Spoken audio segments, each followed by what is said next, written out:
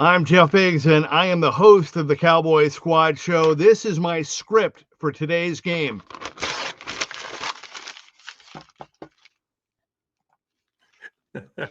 Glenn Stretch Smith, and we can't get over the 500 hump. It's tough right now, Jeff. How about them Cowboys? It's the Cowboys Squad. Everything Dallas Cowboys every week. Covering all the big hits and game-changing plays from America's team the way only the Locked On Podcast Network can. Get ready and squad up. It's the Cowboys Squad Show, starting now. Well, how will the Cowboys respond after the impressive win at home over the Commanders? It's one step forward and two steps back for the Cowboys as they fall in the mile-high matchup to the Broncos, 44-24. Welcome to the Cowboys Squad Show, along with former Cowboys coach Glenn Stretch Smith. I am Jeff Biggs. Today's episode is brought to you by Game Time. Download the Game Time app, create an account, and use code LOCKEDONNFL for $20 off your first purchase. Well, Coach, we talked about the game during the week. We were looking forward to this matchup. How would the Cowboys go out on the road against a very good Broncos team, a very good Broncos defense? Looked like very early on there was a little opening there and a couple of mistakes, penalties, and then the floodgates were opened, and it was a literal stampede today by the Broncos, who ran all over the Cowboys. A lot to break it down, but just give us your initial thoughts. Yeah, you saw a team that was in a secondary that is completely depleted. Let's start by saying that. Why? Sean Payton felt like he needed to run an RPO early in the game and throw the slant behind for an interception. I have no idea. You could have done on this defense whatever you wanted to. You could have called the run and run the football. You could have thrown the slant and gotten the completion. Why you needed to run an RPO, I don't know. But at the end of the day, that was the one time that they were able to get off the field. And then, they couldn't go convert. They had to kick a field goal.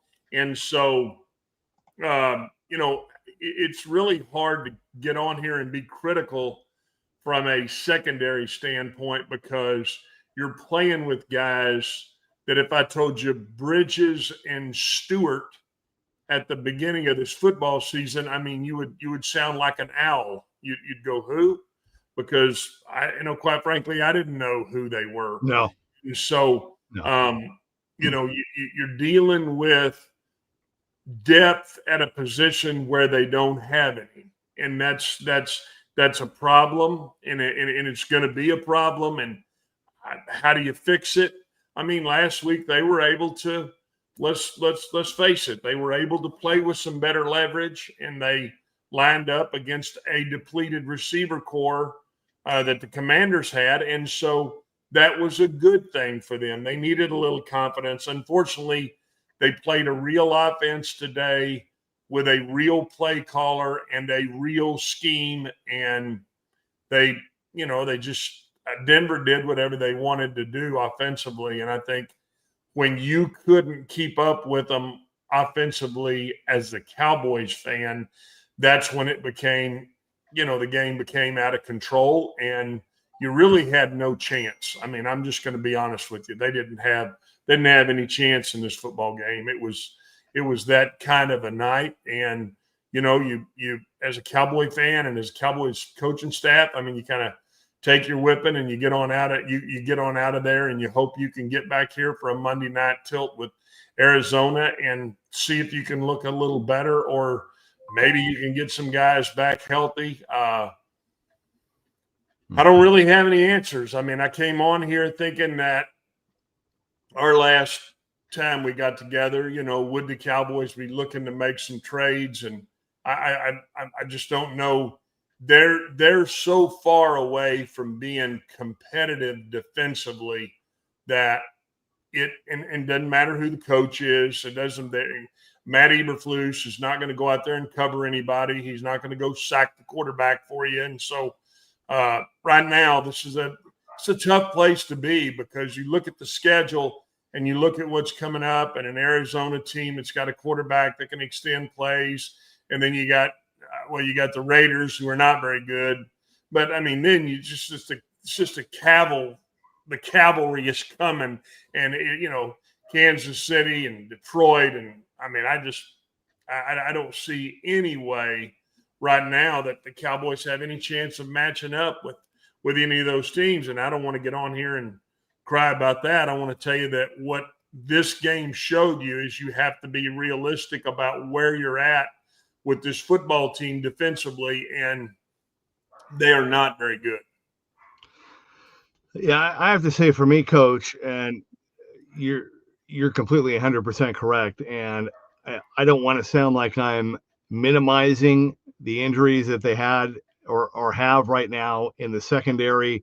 Who knows what's going on with this whole Trayvon Diggs situation and what kind of impact that's kind of having, within the group. And that's just another, we'll get into that in a minute. But for me, I have to say, my big disappointment today, believe it or not, aside from the bad defense, was the offense.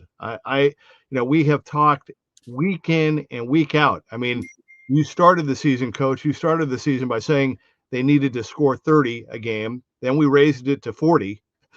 And, here was a game where they needed the offense to help them out. And with the talent that they have, I was disappointed in the play calling.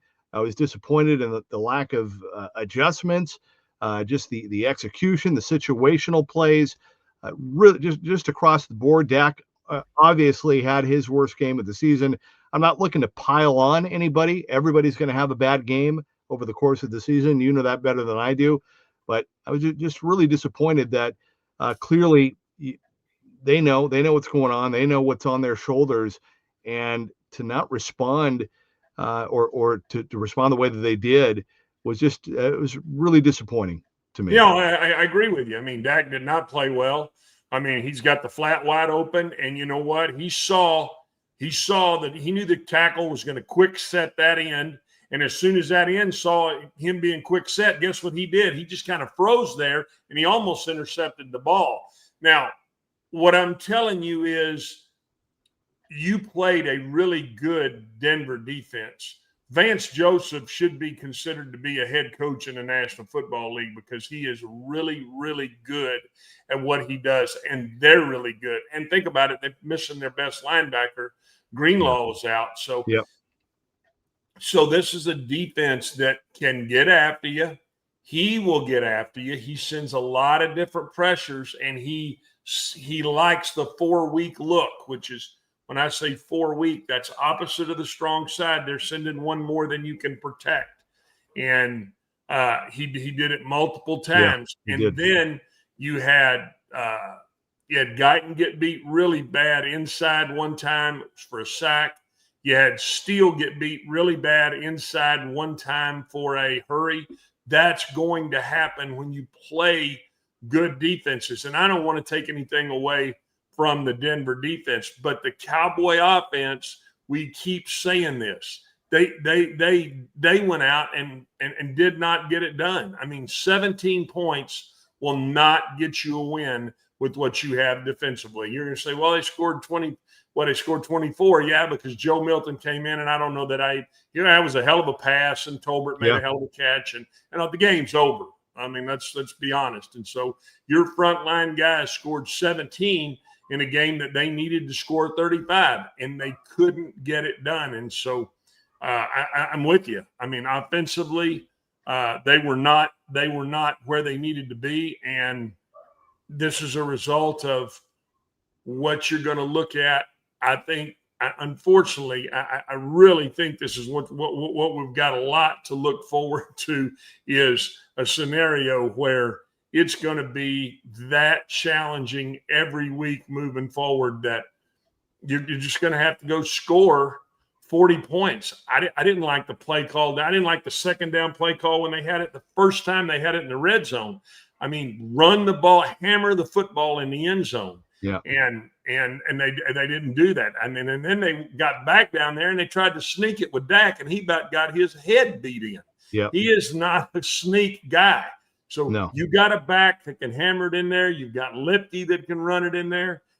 Hammer that thing in there. And finally they did that some. And so that's what you're going to have to get used to. I just think you're going to have to be perfect offensively. This is a good offensive football team. I mean, you saw Pickens. They couldn't cover him. And as soon as Surtain went out, I mean, you know, that they were able to do what they wanted to do there as far as getting the ball to Pickens. But the football game was over by then, because I don't know until late in the game did they even force a punt. I don't even know that they forced a punt. So you gotta be perfect, and that's where we're at with this football team. That's just being as real as I know to be about it.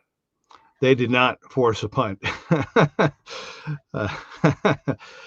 So there you go. And on National Tight Ends Day, Jake Ferguson had 0 catches today, and leading the league. And the time they did try to, spin it in there to him, Jahade Barron, the former Longhorn, just did an incredible job of turning and running with him in a cover 2. That frustrated me too, because there was time left. Dallas could have gotten off one of those big 60-yard kicks. He didn't have to push that ball down in there. And then, you know, you say that and everybody's like, well, I like how aggressive they were before half. Well, wait a minute. You're down in the football game. You needed that 3 points right there, because you were going to get the football coming out in the second half. So sometimes it, you know, you get on here and you say, well, I love all that aggressive play calling. And sometimes that's what I say all the time. Sometimes you eat the bear, and sometimes the bear gets you. And when you play a good defense like they played this afternoon, you got to take your hat off to knowing that they had your number today, and they did a good job of dialing up the blitzes and creating pressure on a quarterback. And, you know, once you didn't score twice right there in the first half, once you couldn't score, the football game's over with. And that's hard to say. And it really is. It's hard to get on here and say, but I'm not, if you expect me to get on here and, you know, blast certain players, I'm not going to do that. They're asked to do things in the secondary today that they couldn't do, Jeff. Yeah, well said. All right, when we come back, let's kind of break it down a little bit further. Also, we want to hear from you via the comment crew, and also want to give a shout out to our regular partner on the show, Aisha Morrison. It's her birthday today, but unfortunately, Aisha is not feeling well. We hope and pray that she feels better soon and can enjoy. I'm sure this game didn't make her feel any better, but she'll be back with us next Monday night. But happy birthday to Aisha, and wish it would have been a Cowboys win to cheer up a little bit. All right, when we come back, we're going to talk about kind of the start of this game. I want to run a couple things by you, Coach, and we'll talk some more about the numbers as the Cowboys fall to the Broncos 44-24. This is the Cowboys Squad Show. All right, I got to talk to you about what they're doing over at Prize Picks right now. They got a lot going on, and with Prize Picks, as you know, this episode is brought to you by Prize Picks, and you and I make decisions every day, but on Prize Picks, being right can get you paid. So don't miss any of the excitement of this sports season. Whether you're following the NFL, NBA, or both, there is no better time to jump in on the action. If you haven't tried it yet, Prize Picks is the simplest way to play. You just pick more or less on at least 2 player stats, and if you get them right, you win. It takes less than 60 seconds to make your lineup, and you can play anywhere Prize Picks operates, including California, Texas, and Georgia. Plus, if one of your players leads early with an injury, the injury reboot saves your lineup from a loss. So download the Prize Picks app today. Use code LOCKEDONNFL to get $50 in lineups after you play your first $5 lineup. That's code LOCKEDONNFL for $50 in lineups after your first $5 lineup. Prize Picks, it's good to be right. And also, we got to talk about our friends at Rougier. And because I'm sure all of you, let's be real. I mean, making excuses doesn't solve anything. We've all heard them before. It's just stress, I'm tired, or it happens to everyone sometimes. But when it comes to performance, sometimes your body just needs a little extra support. And that's where Rougiette comes in. Rougiette.com offers fast-acting, doctor-prescribed treatment for ED designed to help you stop making excuses and start making moves. The process is fast, simple, and private. It's all handled by real doctors. It's about confidence, connection, and getting back to the moments that matter. Visit Rougiette.com/LockedOnNFL to get 15% off your first order. That's Rougiette, RUGIET.com/LockedOnNFL. And don't forget to use our code LockedOnNFL so they know that we sent you. Rougiette, stop making excuses and start making moves.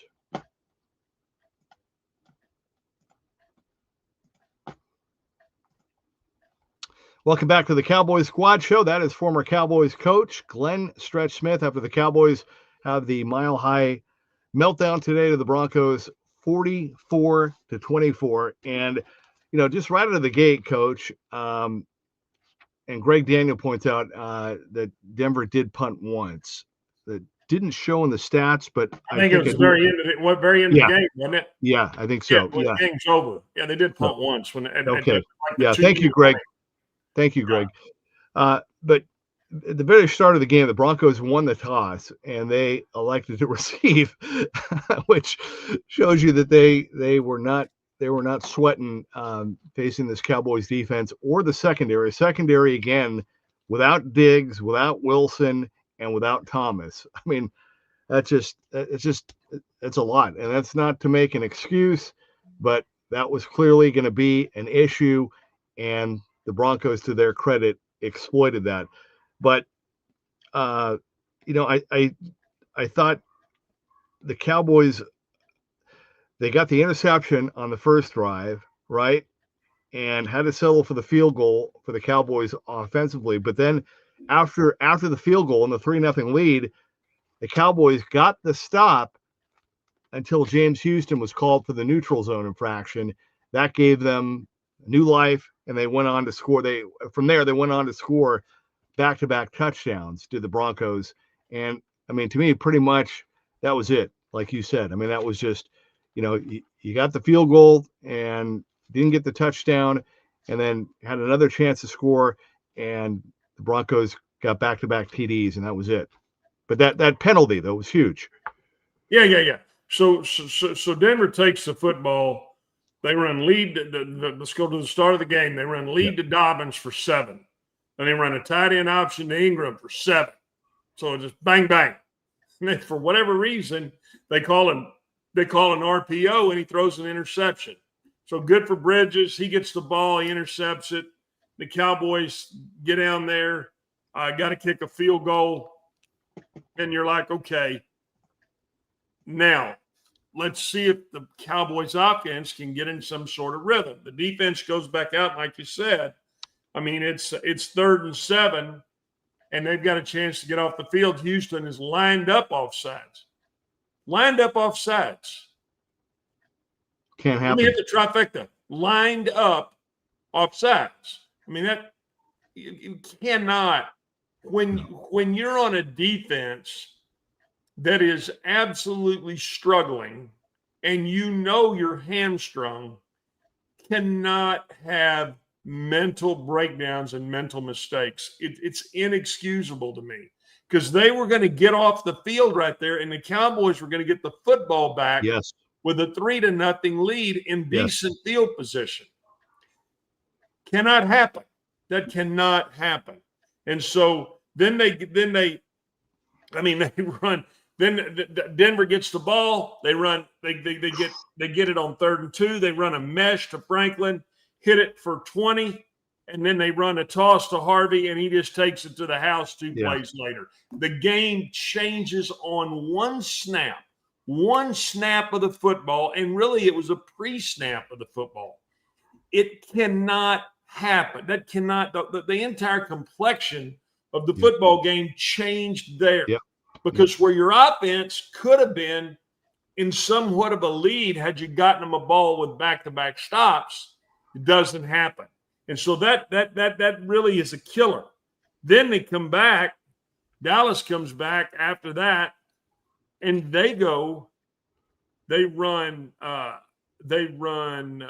Let me see here. Dallas runs Williams on a draw for 4.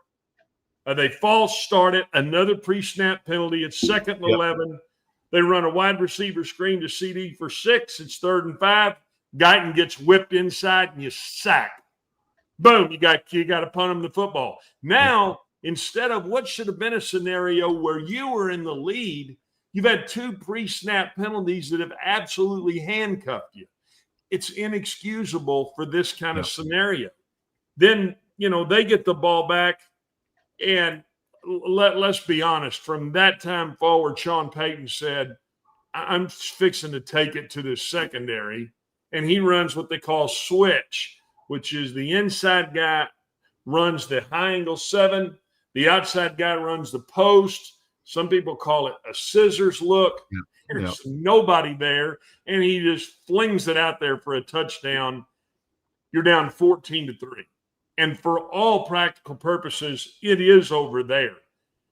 Very frustrating that you got to get off the field defensively, and yet you have a pre-snap penalty that allows them to maintain a drive that they take down and score. They take you out of your offensive rhythm. They get the football back, and it's a 14-3 game. So that is that is it in a nutshell as far as, in my mind, what really happened in the football game, because then you had, Bridges and Stewart. You had Stewart's out of position. He's kind of a nickel guy. They've got him playing at safety. He's out of position. You got Bridges, who, let's be honest, he's trying to get accustomed to the game, playing for Diggs at corner, and he, just it was unfair matching him up against those guys. And so at the end of the day, we're right where we were to start the season, which is, I don't feel good about this defense. I don't feel good even about saying, let's go out and make a trade. Because there's so many pieces that you would need, in my mind, to become competitive. So here we are. We're a 3-4-1 football team. That's really, and I'm not into quoting other guys, but it's a Parcells thing. You kind of what your record says you are, and that's at the end of the day, it's really what you are. You're a below a 500 football team because you're lacking what you need defensively to get critical stops. Now, I thought they were going to get those 2 critical stops today, but they didn't. They got 1, and then it became a runaway freight train on you. Yeah. And even with that said, after falling behind 14-3 early in the second quarter, they were able to score. Javonte Williams got his touchdown. That made it 14-10. But again, after that, they just shot themselves in the foot, both defensively and offensively. And the Broncos, again, before halftime, scored back-to-back touchdowns to go up 27-10. And it just, you talked about it earlier about that whole situation at the end of the first half and giving them the ball back. And it was just, like I said, I kept waiting for the Cowboys to kind of compose themselves offensively so they could keep moving the chains and get into a rhythm. And just the play calls and the throw calls for Dak, it just, I think that the 4th and 2 pass to Pickens, that might have been his best pass of the game. He never really looked right after that the entire game for the most part. Well, and I told you, the one thing we did discuss Thursday night, I told you it's hard to play at that altitude. Yeah, I'm telling you. You saw guys one play and they'd come out, they were gassed. you'd see CD one play and he'd be like, I got to get out. I mean, it is a tough place to play. That's not making any excuses for anybody. I'm telling you that your chance to be competitive in the football game happened early in the football game. And when you didn't show that you had the composure or the chance to fight in the football game, the game was over. I'm just telling you. I mean, you almost looked at Sean Payton and he just kind of was like, yeah, I got this, guys. Normally you'll see in a Denver game him get a little frustrated if you're able to shut him down, or you get a sack, or you get a quick change of possession, and then it didn't happen. Dak makes a bad throw before the half. He made several bad throws, and I'm certainly not pinning it on him. I'm not pinning it on anybody. It's a team loss, and it was a team loss. Yeah. And you're I don't know how to cut it any different ways than that. You're right where you're kind of right where you are, which is about a 500 football team. All right, we're going to take our second time out. I want to ask you a couple of questions that have come up here on the comments, and also get your thoughts. We talked a little bit about the trade deadline coming up now, less than 2 weeks away. We'll get into that as well. Also, some other numbers want to run by you, but the bottom line is, like you said, the biggest number is 44-24. Cowboys lose, and they are now 3-4-1 after this defeat today, falling to the Broncos. This is the Cowboys Squad Show. All right, I want to talk to you about Game Time and what they're doing right now, because at Game Time, NFL season is back, and honestly, there's nothing better than being in a stadium surrounded by fans cheering on your team. But let's be honest, getting tickets can be a hassle between the queues, the login screens, and prices jumping at checkout. It's really frustrating. That's why Game Time is the app that gives you the advantage and gives it back to fans. Game Time is fast, easy, and backed by the Game Time guarantee. You'll always get 100% authentic tickets delivered on time and at the best price. Plus, all fees are included, so the price you pay, the price you see, is the price you pay. They have zone deals as well. You pick the section, the Game Time picks the seats, and you save big. It's faster, cheaper, and less stressful than any other way to buy tickets. So download the Game Time app, create an account, and use code LOCKEDONNFL for $20 off your first purchase. Terms apply. Again, that's promo code LOCKEDONNFL for $20 off. Swipe, tap, ticket, go. Download Game Time today.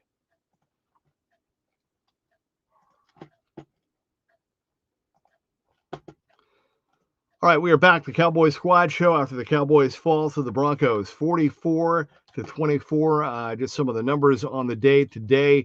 Dak Prescott, 19 of 31 for 188 yards, no touchdowns, 2 interceptions. He was sacked twice as well. Javonte Williams, in his return to Denver, 13 carries, 41 yards with 2 touchdowns. And then on the receiving end, George Pickens and CeeDee Lamb each had 7 catches apiece. Pickens with 78 yards, Lamb with 74.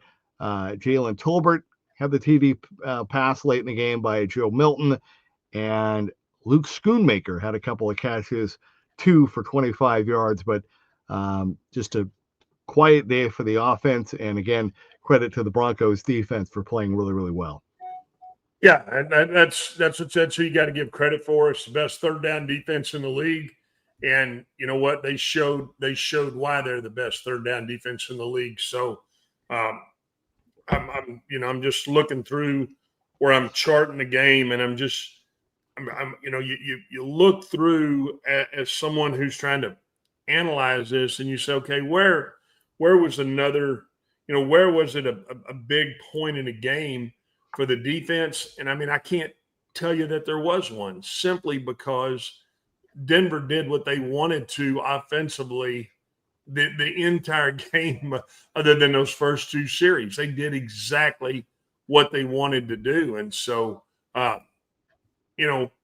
offensively, we're going to keep saying this, and we got another what are there 3, 4, and 1. We've still got another 9 games to go, and I still think you're going to be in here talking about scoring 35 points a game because that's just where you're at, Jeff. It's just I'd like to say that I could come up with some, I could shake a crystal ball and come up with some other magical ideas or magical thoughts, but that it's not there. And this defense, when you don't have guys that you've drafted early in the draft, and I don't want to point the names, but we've got a first rounder and multiple second round guys who are not contributing right now, that really hurts you. And that's where this football team is. They're being hurt because they have picked some guys early in this draft that are not contributing on the defensive side, and it's hurting this team. It is. That's putting it mildly, to say the least. And to your point, with the trade deadline coming up now, less than 2 weeks away, I'm in agreement with you. I don't think there's one player that's going to turn things around.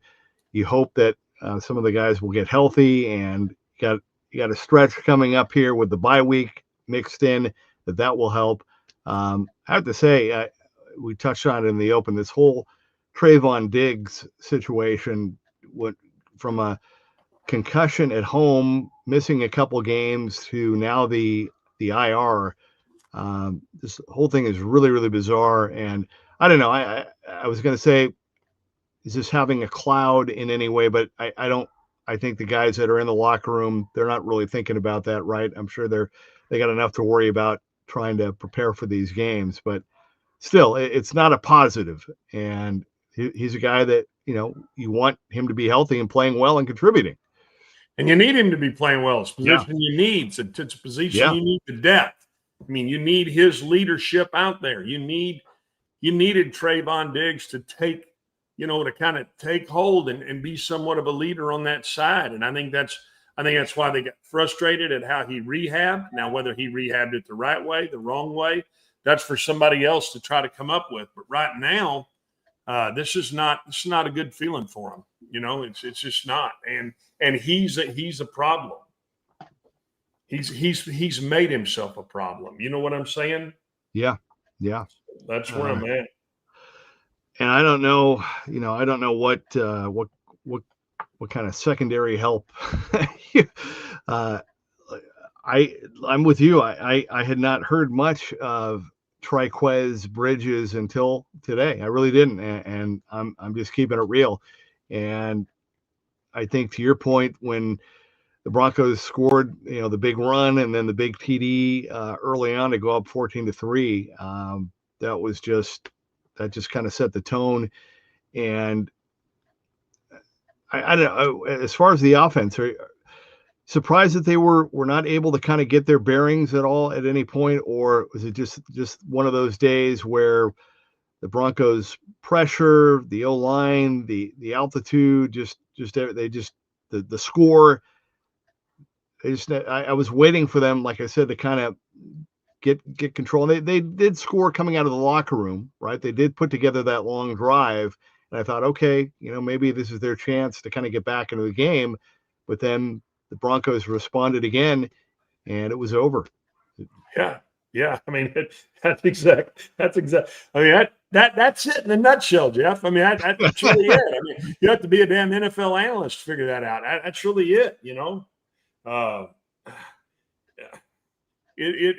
It's tough. It was a tough watch. It's tough to swallow. It's tough as a fan to imagine, but it is. It's just it's where they are, and it's where they've got themselves right now. All right. Somebody who was it? Greg Daniel was asking why Carson didn't play at corner. That's a good question. I don't have the answer for that. Got some other good comments. Kip Brown says Elam shouldn't even be on the field. Not a lot of love. And that's the other thing. And who made that comment? Is it Carson? Greg was asking about Carson, and Kip Brown was saying Elam shouldn't be on the field. Yeah. So Elam got caught up one time. He didn't know how to. He did a terrible job of filling the run. I mean, I can see where I can feel that pain of going, God, what's he even doing out there? I mean, he's just a guy. You got to remember, he's just a guy. He really is depth. That's what he is. And he got caught up one time. They ran the toss out there, and he's back on his heels instead of really filling it hard in that gap.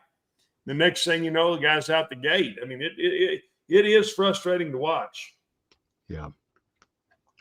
So I know we've already gone over this 100 times, but if you're Matt Eberflus and the coaching staff, I mean, is it just one day at a time, 1 week at a time, and you just try to improve in any way that you can, just with what you have and week to week? Well, that's all you can do. I mean, you can't. I mean, the last I checked, I mean, I guess they could call. I mean, you might pick up the phone and call Arizona tomorrow and say, "Hey, are you guys planning on blocking us? Because if you are, we better figure out a way to tackle you. Or are you guys going to plan on throwing it? Because if you are, we better figure out a way to cover you." I mean, they're not going to come in here and feel sorry for you. I can tell you that. They're going to come in here and try to carve your guts out. So that's all you can do is continue to kind of work with what you got. Now, I've been critical of what they've done defensively and the defensive coordinator, but guess what? You got some down the line players that you're just having to play. Now, might we look and say, boy, hopefully we can get Overshown back. Hopefully Shabon Ravel can be ready, ASAP. Hopefully, I don't know where Wilson is. I don't know how banged up he is, but I mean, you got to continue to work with what you got. And that's just where it is. Unfortunately, I mean, I'd like to have some answers. I'd like to come on here and tell you, I could point to this, I could point to that. Or at the end of the day, you're asking some guys to play that just not very good players. And that's hard it really is hard to say. Yeah. What do you think? I was thinking back to the offense about, really trying to keep the offense on the field. And I know we talked about that, and you made a great point when you said that, hey, you have to play the game, right? I mean, you have to take your shots, and you can't, you have to play the game, right? But with that said, would it hurt, like on some of these 2nd and 5s or 3rd and 5s, rather than trying to go for the perfect long, 1 and 10 throw? Would it hurt to just try to get the first down and keep? I know you want to score. I know, but would it? Yeah, but at the end of the day, you have to take what the defense gives you. They were not going to let. I can tell you this: they were not going to let Williams run the football. They were going to stop the run. That was what they were going to do. They were loading the box up. They were loading the line of scrimmage up.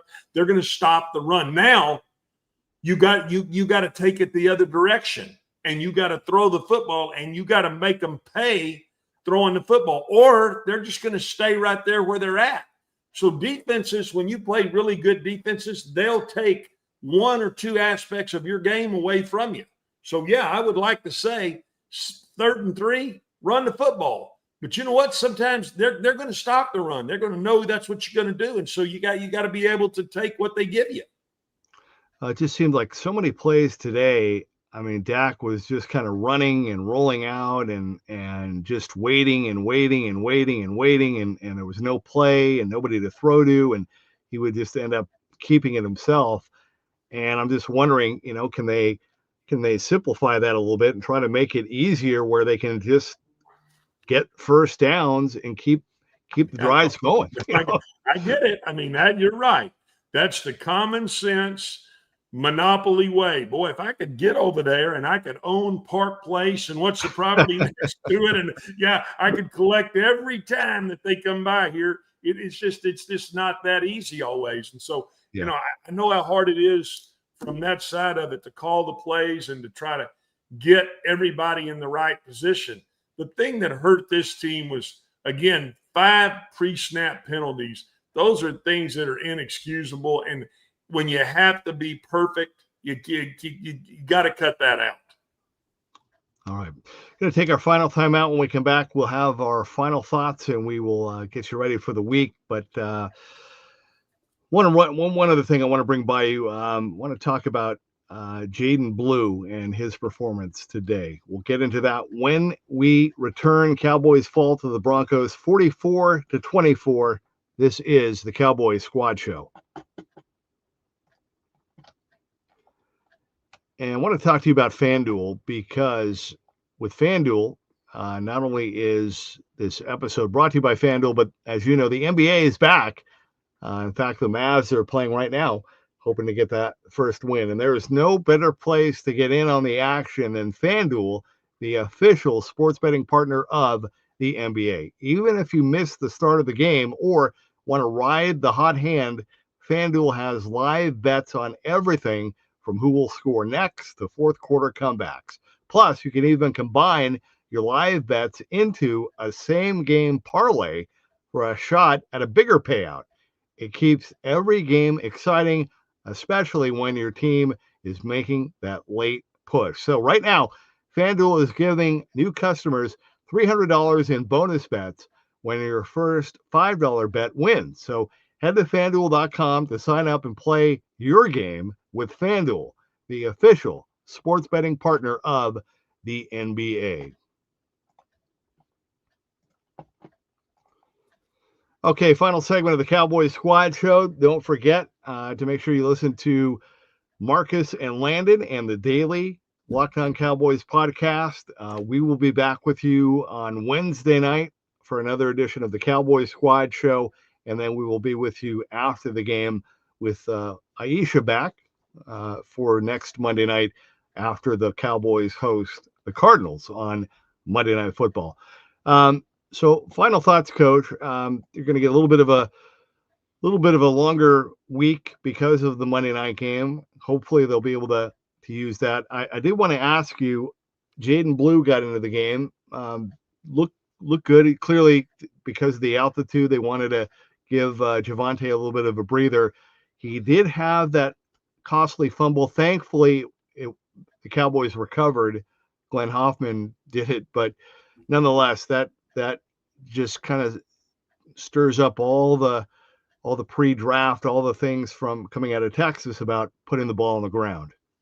Yeah, I mean, he made a couple nice runs. You can tell it feels like he's getting Hoffman, not Glenn Hoffman. somewhat used to the game. You've heard me say what I've said on here. I'm not going to take that back. I mean, I've said what I said, and I want him to be a player. I hate that he put the ball on the ground. Yeah, I hate that he did. But in that thin air, you knew you were going to have to give Williams a little bit of a break. And right now, you need Blue to continue to grow and continue to be a player. So, hey, he got him some burn, and that's what you want to see. Get in there and get yourself some burn, and then hopefully, he'll learn from this. Watch the film, see what he can do to make himself better. I'm not willing to throw the towel in yet, but you can't.